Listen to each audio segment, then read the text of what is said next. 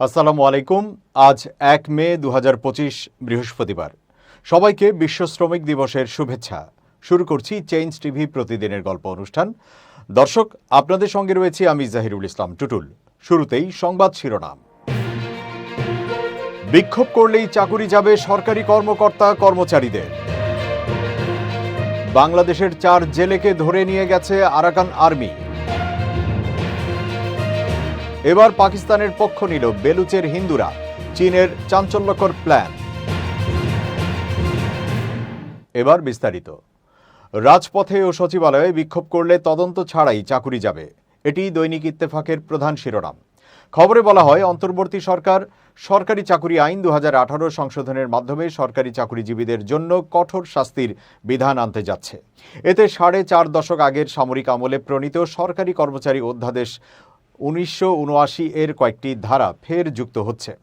এটি করা হচ্ছে সরকারি কর্মচারীদের রাজপথে সভা সমাবেশ, কর্মবিরতি ও অবস্থান কর্মসূচি বন্ধ করতে, অন্য কর্মচারীকে তাদের কর্মস্থলে যেতে বাধা না দিতে এবং সচিবালয়ের ভেতরে বিক্ষোভ বন্ধ করতে।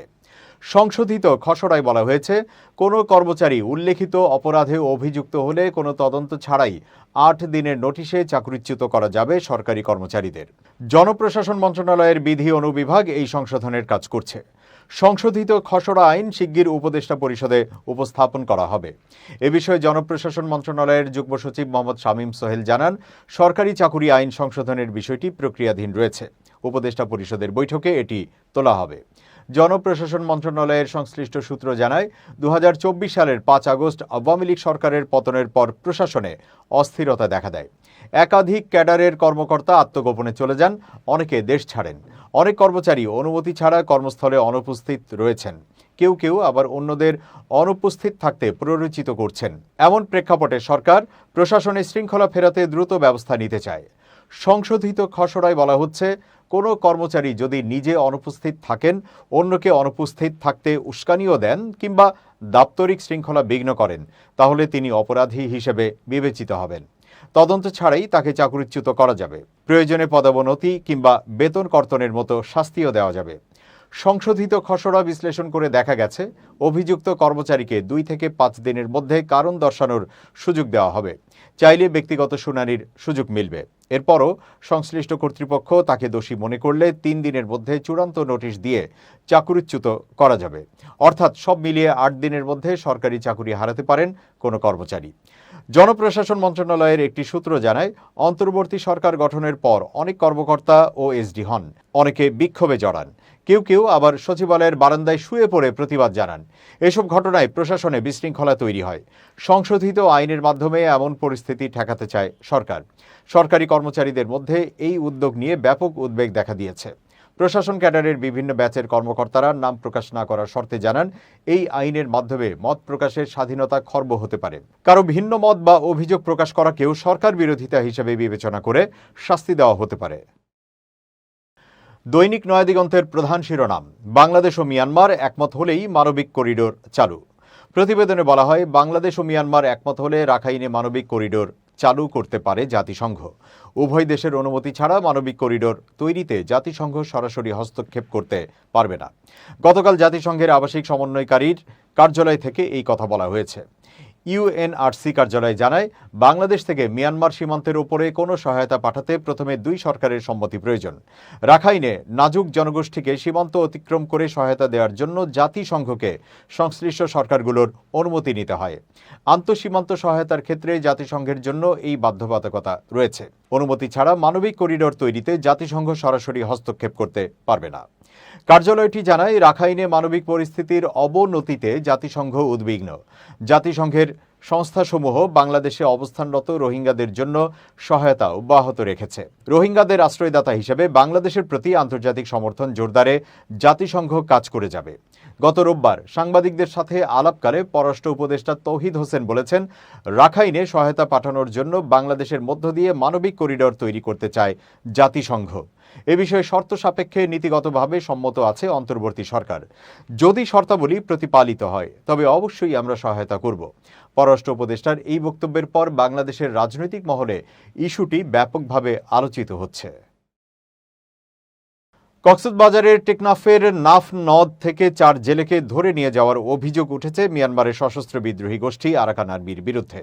বৃহস্পতিবার সকালে টেকনাফের দমদমিয়া সংলগ্ন লালদ্বীপ অংশের নাফ নদে এই ঘটনা ঘটে। অপহৃত জেলেরা হলেন আরাফাতুল্লাহ, আনিসুল্লাহ, মোহাম্মদ জাবের, আনোয়ার সাদেক। তারা সবাই টেকনাফের জাদিমুড়া 27 নম্বর ক্যাম্পের বাসিন্দা। টেকনাফ উপজেলা নির্বাহী কর্মকর্তা শেখ এহসান উদ্দিন বিষয়টি নিশ্চিত করেন। তিনি বলেন, নাফ নদীতে মাছ শিকারের সময় 4 জেলেকে ধরে নিয়ে গেছে এমন একটি অভিযোগ পেয়েছি। বিজিবিকে জানানো হয়েছে। টেকনাফের জাদিমুড়া রোহিঙ্গা ক্যাম্পের মাঝি মোহাম্মদ নূর বলেন, প্রতিদিনের মতো ড্রামের ভেলা দিয়ে টেকনাফের দমদমিয়া এলাকার নাফ নদে শিকারে যান জেলেরা। এ সময় মিয়ানমার থেকে এসে আরাকান আর্মির সদস্যরা অস্ত্রের মুখে জিম্মি করে নৌকাসহ জেলেদের ধরে নিয়ে যায়। এতে আরও বেশ কয়েকজন জেলে পালিয়ে আসে। জেলেরা আতঙ্কে আছে। লেখক, ব্লগার ও অনলাইন অ্যাক্টিভিস্ট পিনাকি ভট্টাচার্য তার সামাজিক যোগাযোগ মাধ্যম ফেসবুক পেজে এক স্ট্যাটাসে বলেছেন, শুভ সংবাদ। স্ট্যাটাসে তিনি লেখেন, আমি গত ইউটিউব এপিসোডে হবিগঞ্জ জেলার নবীগঞ্জ উপজেলার 7 নম্বর করগাঁও ইউনিয়ন পরিষদ অফিস সংলগ্ন শাখা বরাক নদীর ওপর একটি সেতুর অভাবের কথা বলেছিলাম, যেখানে স্বাধীনতার 54 বছর পরেও বাঁশের সাঁকো দিয়ে প্রতিদিন ঝুঁকি নিয়ে চলাচল করছে 5টি গ্রামের কয়েক হাজার মানুষ। এখানে ব্রিজ হচ্ছে, আলহামদুলিল্লাহ। স্থানীয় সরকার মন্ত্রণালয় থেকে আমাকে অবহিত করা হয়েছে। ব্রিজটা বানানোর পরিকল্পনা তারা হাতে নিয়েছে। স্থানীয় সরকার মন্ত্রণালয়কে এবং মন্ত্রণালয়ের উপদেষ্টা আসিফকে অনেক ধন্যবাদ। 2024 সালের জানুয়ারি মাসে দেশের একটি টিভি চ্যানেলে চাকুরির জন্য গিয়েছিলেন তথ্য ও সম্প্রচার মন্ত্রণালয়ের উপদেষ্টা মাহফুজ আলম। তবে কোন চ্যানেলে গিয়েছিলেন সেটি জানাননি তিনি। মঙ্গলবার সন্ধ্যায় সচিবালয়ে তথ্য ও সম্প্রচার মন্ত্রণালয়ের সভাকক্ষে ফ্যাসিবাদের 15 বছরে গণমাধ্যমের বাস্তবতা শীর্ষক মতবিনিময় সভায় একথা বলেন তিনি। উপদেষ্টা মাহফুজ জানান, আমি গত বছরের জানুয়ারিতে একটি টিভি চ্যানেলে চাকুরির জন্য গিয়েছিলাম। আমাকে 13,000 টাকা বেতন দেওয়া হবে বলে প্রস্তাব করা হয়েছিল। এই টাকায় ঢাকা শহরে একজন মানুষ চলবে কিভাবে, পরিবারকে কি দেবে? তিনি বলেন, এক সাংবাদিক গণহত্যার পক্ষ নিয়ে প্রশ্ন করার প্রেক্ষিতে দীপ্ত টিভির সংবাদ কার্যক্রম তারা নিজেরাই বন্ধ করে দিয়েছে। সরকার এখানে কিছু বলেনি, কাউকে কলও দেয়া হয়নি। তথ্য উপদেষ্টা মাহফুজ আলম বলেন, মন্ত্রিত্বের 6 মাসে কাউকে আমরা কল দেইনি। দীপ্ত টিভির সাংবাদিককে চাকুরিচ্যুত করা হয়েছে এবং সংবাদ বিভাগ বন্ধ করা হয়েছে। এখন মানুষ ভাববে এটা সরকার করেছে। মতবিনিময় সভায় গণমাধ্যম সংস্কার কমিশনের প্রধান কামাল আহমেদ সহ জ্যেষ্ঠ সাংবাদিক ও একাডেমিক ব্যক্তিরা বক্তব্য দেন। এবার ভারত পাকিস্তান যুদ্ধের খবর। পাকিস্তানের হিন্দু সম্প্রদায়ের সদস্যরা ভারতের বিরুদ্ধে বিক্ষোভ করেছেন। বেলুচিস্তানের রাজধানী কোয়েটায় তারা এই বিক্ষোভ মিছিল করেন। এ সময় তারা ভারতের সাম্প্রতিক অভিযোগের তীব্র নিন্দা জানিয়েছেন, যেখানে ভারত দাবি করেছে কাশ্মীরের পেহেলগামে সাম্প্রতিক সন্ত্রাসী হামলায় পাকিস্তানের হাত রয়েছে। বৃহস্পতিবার এক প্রতিবেদনে এই তথ্য জানিয়েছে পাকিস্তানি সংবাদ মাধ্যম দ্য ডন। সংবাদ মাধ্যমটি বলছে, বিক্ষোভের নেতৃত্ব দেন সঞ্জয় কুমার নামে এক ব্যক্তি। তিনি পাকিস্তান পিপলস পার্টির সংখ্যালঘু প্রতিনিধি এবং বেলুচিস্তান প্রাদেশিক পরিষদের সদস্য। মিছিলে পুরুষ ও নারীরা অংশ নেন। তাদের হাতে ছিল ব্যানার ও প্ল্যাকার্ড, যেখানে ভারতের প্রধানমন্ত্রী নরেন্দ্র মোদী এবং ভারতের বিরুদ্ধে স্লোগান লেখা ছিল। বিক্ষোভকারীরা কোয়েটার বিভিন্ন সড়ক ঘুরে প্রেস ক্লাবের সামনে জড়ো হন। সেখানে সমাবেশে সঞ্জয় কুমার বলেন, পাকিস্তানের হিন্দু সম্প্রদায় দেশের সশস্ত্র বাহিনীর পাশে আছে। যদি ভারত পাকিস্তানের উপর হামলার সাহস করে, তবে পাকিস্তানের 1 কোটির বেশি হিন্দু সৈন্যদের পাশে দাঁড়াবে। অন্যান্য বক্তারাও, যার মধ্যে কয়েকজন নারীও ছিলেন, ভারতের কর্মকাণ্ড এবং বক্তব্যের সমালোচনা করেন। তারা ভারতের সিন্ধু পানি চুক্তি স্থগিত করার সিদ্ধান্তকে আন্তর্জাতিক চুক্তির লঙ্ঘন বলে আখ্যা দেন। বক্তারা বলেন, 1960 সালে স্বাক্ষরিত সিন্ধু চুক্তি ভারত একতরফাভাবে বাতিল করতে পারে না। এর জন্য অন্য পক্ষগুলোর সম্মতি লাগবে। বক্তৃতা শেষে বিক্ষোভ শান্তিপূর্ণভাবে শেষ হয়। প্রসঙ্গত, সিন্ধু পানি চুক্তি 1960 সালে ভারত ও পাকিস্তানের মধ্যে স্বাক্ষরিত হয়েছিল বিশ্ব ব্যাংকের তত্ত্বাবধানে। চুক্তির মাধ্যমে উভয় দেশ সিন্ধু নদের পানি বন্টনের বিষয়ে সমঝোতায় পৌঁছেছিল। ভারতের চুক্তি স্থগিতের সিদ্ধান্তকে পাকিস্তান আন্তর্জাতিক আইন লঙ্ঘন হিসেবে দেখছে।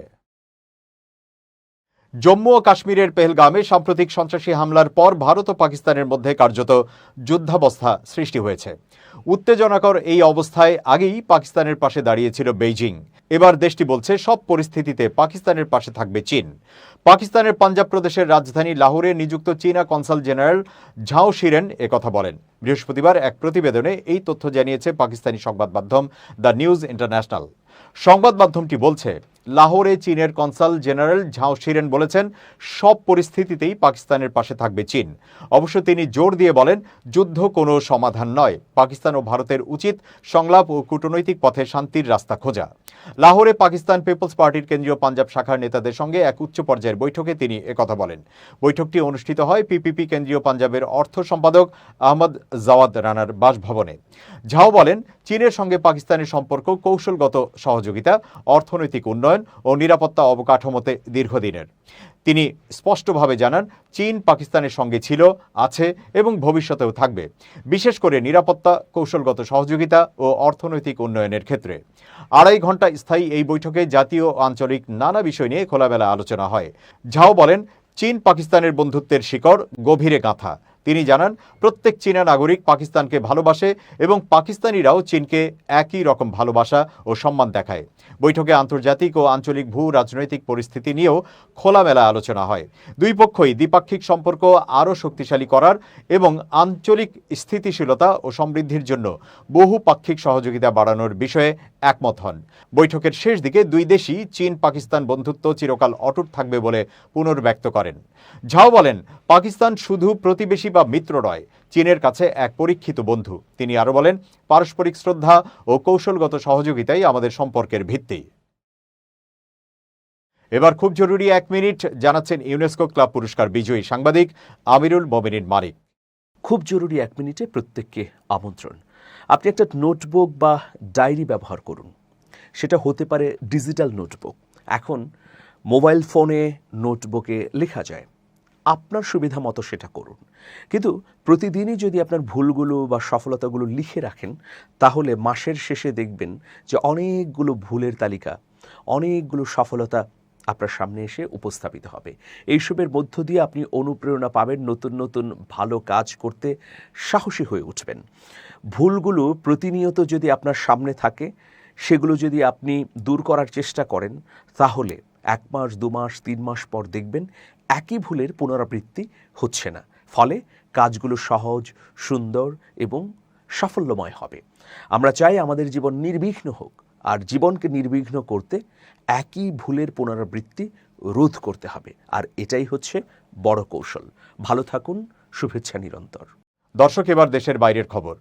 চারপাশে কূটনৈতিক ও নিরাপত্তাজনিত চাপের মুখে পড়ে ভারত এখন আফগানিস্তানের দিকে কৌশলগত হাত বাড়িয়েছে, এমনটাই মনে করছেন বিশ্লেষকরা। পাকিস্তানের সঙ্গে চলমান উত্তেজনার মধ্যে কাবুলে ভারতের প্রতিনিধিদের আকস্মিক সফর ঘিরে জল্পনা তুঙ্গে। কাশ্মীরের পেহেলগামে সন্ত্রাসী হামলার ঘটনার পরপরই ভারতের বিশেষ প্রতিনিধি দল ছুটে যান কাবুলে। আফগান তালেবান সরকারের পররাষ্ট্রমন্ত্রী আমির খান মুত্তাকির সঙ্গে বৈঠকেও করেন তারা।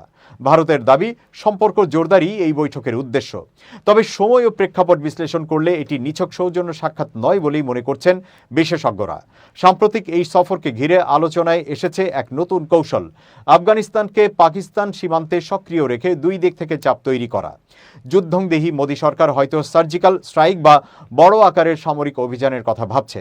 তবে আফগানিস্তানকে এই যুদ্ধে সরাসরি না টেনেও সেখানে অবস্থানরত বিচ্ছিন্নতাবাদী ও সন্ত্রাসী গোষ্ঠীগুলোকে ব্যবহার করার সম্ভাবনা অস্বীকার করছে না পাকিস্তান।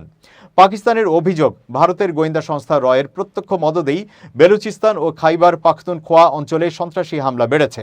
ফেব্রুয়ারির জাফর এক্সপ্রেসে ভয়াবহ হামলার জন্য তারা ভারতকে দায়ী করে আসছে। শাহবাজ শরীফ সরকার বলছে, আফগানিস্তান সীমান্তে ভারতপন্থী শক্তিগুলোকে উস্কে দিয়ে দেশটির সার্বভৌমত্বে আঘাত হানা হচ্ছে। ভারত কি কৌশল নেবে, সার্জিক্যাল স্ট্রাইক নাকি পূর্ণাঙ্গ সামরিক অভিযান? এই প্রশ্ন এখন সময়ের অন্যতম জ্বলন্ত ইস্যু। প্রতিরক্ষা বিশ্লেষকরা বলছেন, যে কোনো হামলাই এবার পূর্ণমাত্রিক যুদ্ধ ডেকে আনতে পারে। পাকিস্তানি বাহিনীও নাকি সম্পূর্ণ প্রস্তুত? দক্ষিণ এশিয়ার এই সাম্প্রতিক উত্তাপ শুধু অঞ্চল নয়, বিশ্ব রাজনীতির কাছেও উদ্বেগের কারণ হয়ে দাঁড়িয়েছে। দর্শক, শেষ করছি প্রতিদিনের গল্পের আজকের গল্প। changetv.press বাংলাদেশের ইউটিউব জার্নালিজমের অগ্রদূত। ভিজিট করুন এর ওয়েবসাইট www.changetv.press, youtube.com/changetv press এবং সাবস্ক্রাইব করুন চ্যানেলটি। নিয়মিত লাইক, কমেন্ট ও শেয়ার করে আপডেট রাখুন নিজেকে। ভালো থাকুন, নিরাপদে থাকুন, শুভেচ্ছা নিরন্তর।